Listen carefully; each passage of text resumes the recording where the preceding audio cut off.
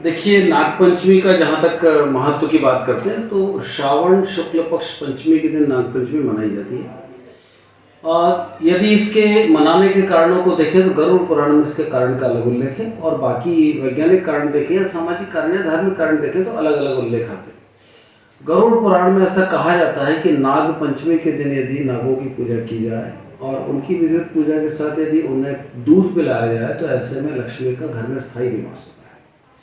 लेकिन यदि हम इसके बिल्कुल विपरीत यदि हम वैज्ञानिक की बातों की बात करें तो वैज्ञानिक ये बोलते हैं कि नागों को दूध नागों का आहार नहीं है, और यदि नागों को दूध पिलाया जाए या जबरन उन्हें दूध पिलाया जाए तो कई बार इस परिस्थिति में वो बहुत कठिन परिस्थितियों का सामना करते हैं, और कभी कभार सांप को यदि बहुत ज़्यादा मात्रा में दूध पिला दिया जाता है तो उनकी मृत्यु तक हो जाती है। यदि नागपंचमी की बात करें तो मैं समझता हूँ कि सबसे पहले तो हम भगवान शिव की बात करें। भगवान शिव की भुजाओं में भगवान शिव की भुजाओं में इसके होने के कारण हमेशा देखेंगे गले में सांप, भुजाओं पर सांप, तो भगवान शिव की भुजाओं में सांप होने के कारण इसको भुजंग भी कहा गया है। यदि हम परिस्थिति की बात करें तो वैसे नाग सांप जो होते हैं जहरीले और बगैर जहरीले सांप होते हैं, लेकिन यदि जहरीले सांपों की बात करें तो जहरीले और गैर जहरीले सांपों में सिर्फ अंतर इतना है कि एक जहरीला सांप यदि काटता है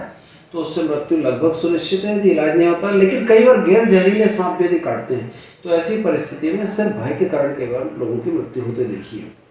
यहाँ पर यदि हम नाग पंचमी के महत्व की बात करें तो मैं मानता हूँ कि हमारे पूर्वजों ने, हमारे साधु संतों ने, हमारे सनातन धर्मियों ने नागों की पूजा के पीछे जो विधान रखा है वो सिर्फ इसलिए रखा है कि परिस्थितिकी संतुलन बना रहे। हम नागों से डरने के बजाय उनसे स्नेह करें, उनका आदर करें, उनकी पूजा करें। उनकी पूजा करवाने की परंपरा के अंतर्गत हम यदि उनकी पूजा करेंगे तो आदर के कारण हम उनकी हत्या या उनकी जीव हत्या नहीं करेंगे। इन बहुत सारे अलग अलग कारणों से मैं समझता हूँ कि नागपंचमी का महत्व है, और साथ ही नागपंचमी के महत्व का एक जो बहुत बड़ा कारण है वो भी ये सामने है कि यदि हम नागों की बात करें तो नाग किसी भी प्रकार से या सांप किसी भी प्रकार से मनुष्य के लिए जब तक घातक नहीं होता है, जब तक आप उसके पीछे ना पड़ेंगे या जब तक आपसे उसको खुद को, सांप को या नाग को अपनी जान का भय ना हो, क्योंकि वो यदि उसको भयग्रस्त न किया तो निश्चित तौर पर वो काटेगा, यदि भयग्रस्त नहीं किया तो कभी भी आपको नहीं काटेगा। मैं आप सभी को नागपंचमी जैसे पावन अवसर पर बहुत शुभकामनाएं देता हूँ। बहुत बहुत बधाई।